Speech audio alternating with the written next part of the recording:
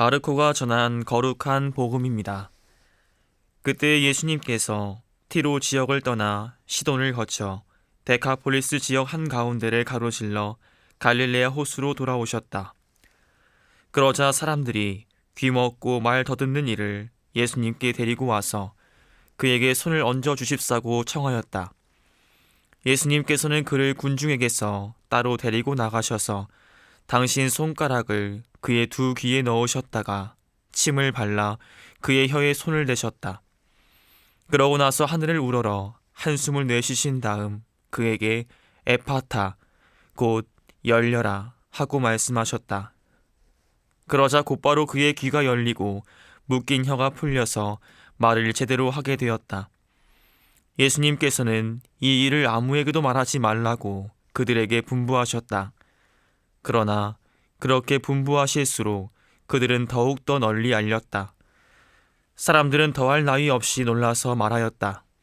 저분이 하신 일은 모두 훌륭하다. 귀먹은 이들은 듣게 하시고 말 못하는 이들은 말하게 하시는구나. 주님의 말씀입니다. 찬미 예수님, 다볼 교우 여러분, 안녕하세요. 참 오래간만입니다. 우리 교우분들께서 황청현 신부님, 그리고 박진호 신부님, 또 저를 위해서 열심히 기도해 주신 덕분에 미국 출장을 무사히 잘 다녀올 수 있었습니다. 정말 감사하다는 말씀 드리면서 오늘 강론을 시작해 보고자 합니다. 오늘 복음은 예수님께서 귀먹고 말 더듬는 사람 하나를 치유해 주시는 장면을 전해주고 있습니다. 복음에서 예수님께 치유를 받는 사람은 너무나도 많기 때문에 오늘 복음이 우리에게 크게 와닿지 않을 수도 있겠지만 저는 오늘 복음이 우리에게 너무나도 중요한 메시지를 전해준다고 생각합니다. 저는 오늘 복음에서 특별히 귀먹고 말 더듬는 사람에 주목해보고 싶습니다. 우리 교우분들이 복음에 나오는 이 병자를 어떻게 바라보셨는지는 모르겠지만 저는 이 병자의 모습에서 부족한 저의 모습을 발견할 수 있었습니다. 왜냐하면 귀가 잘 들리지 않는 병자의 모습에서 하느님의 말씀에 귀를 잘 기울이고자 하지 않는 저의 죄를 바라볼 수가 있었고, 말을 잘 하지 못하는 병자의 모습에서 복음을 선포하는 사명에 소홀히 하는 저의 죄를 바라볼 수 있었기 때문입니다.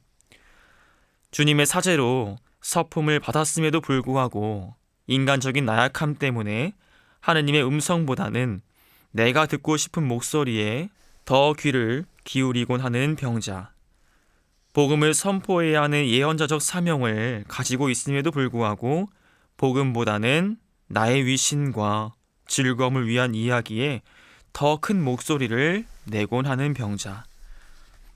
저는 이 불쌍한 병자로서의 저의 모습을 오늘 복음을 통해서 바라볼 수가 있었습니다. 오늘 제1독서는 신체적인 질병보다도 제가 교우분들에게 방금 고백해드린 영적인 질병이 우리 인간들에게 더욱 치명적이라는 것을 경고해주고 있습니다. 오늘 제1독서에서 하와는 선과 악을 알게 하는 나무의 열매를 먹지 말라고 하신 하느님의 말씀을 거역합니다. 그리고 그 열매를 따먹죠. 그 열매를 또한 남편인 아담에게까지 먹입니다. 그 결과는 여러분들께서 잘 알고 계시다시피 하느님의 나라인 에덴 동산에서의 추방이었습니다. 영원한 생명이신 하느님 나라에서 추방되었다는 것은 곧 죽음을 의미합니다. 즉, 아담과 하와는 하느님의 말씀을 거역한 결과로 영적인 죽음을 겪게 된 것입니다. 왜 이런 비극적인 사건이 발생하였을까요? 제가 앞서 강조해 드렸다시피 아담과 하와가 하느님의 말씀이 아닌 뱀의 유혹에 더 귀를 기울였기 때문입니다. 선과 악을 알게 하는 나무의 열매를 먹게 되면 분명 죽게 될 것이라고 하신 하느님의 말씀보다 그 열매를 먹게 되면 하느님처럼 될 것이라는 뱀의 유혹에 더 귀를 기울였기 때문에 아담과 하와는 생명이신 하느님으로부터 멀어져 죽음의 길로 들어설 수밖에 없었습니다.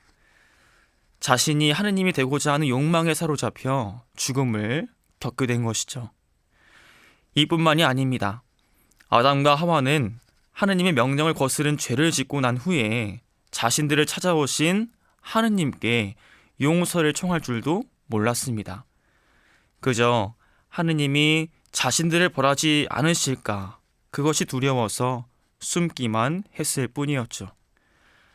아담과 하와는 영적인 귀머거리인 동시에 영적인 벙어리였던 것입니다. 귀가 들리지 않는다 하더라도 하느님의 말씀을 가슴에 담고자 한다면 그 사람에게 구원은 열려 있습니다.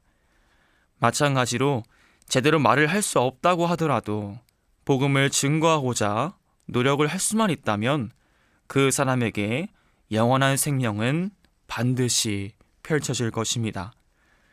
때문에 우리 모두는 오늘 복음을 통해서 하느님의 말씀이 아니라 다른 것에 나의 귀와 입을 사용하고자 하는 우리의 영적인 병을 경계해야만 하겠습니다.